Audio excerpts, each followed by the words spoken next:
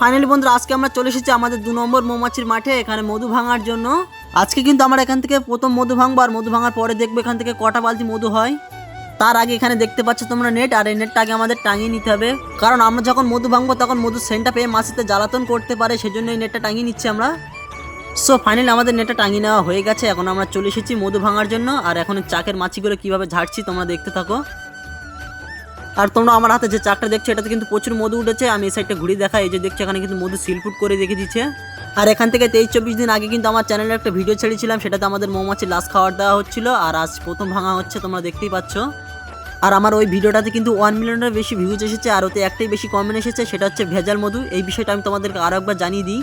তোমরা হয়তো জানো আমাদের কাছে 50-60-100টা মাছি না, আমাদের কাছে হাজার হাজার মাছি রয়েছে।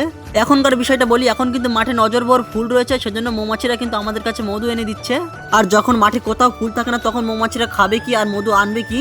তখন তো মাঠে কোথাও ফুল থাকে না, সেজন্য আর কি মৌমাছিদের চিনিগুলো খাওয়ানো হয়, কারণ আমাদের তো হাজার হাজার মাছি রয়েছে, সেজন্য তাদেরকে বাঁচিয়ে রাখতে হবে, সেজন্য আর কি চিনিগুলো মাছিদের খাওয়ানো হয়, ঠিক আছে? আর হয়তো ওগুলোই দেখে মানুষ বলছে ভেজাল মধু, ভেজাল মধু হওয়ার কোনো কথাই নেই, আমি তোমাদেরকে আরো একবার জানিয়ে দিচ্ছি। দেখা হচ্ছে নেক্সট পার্টে, বাই।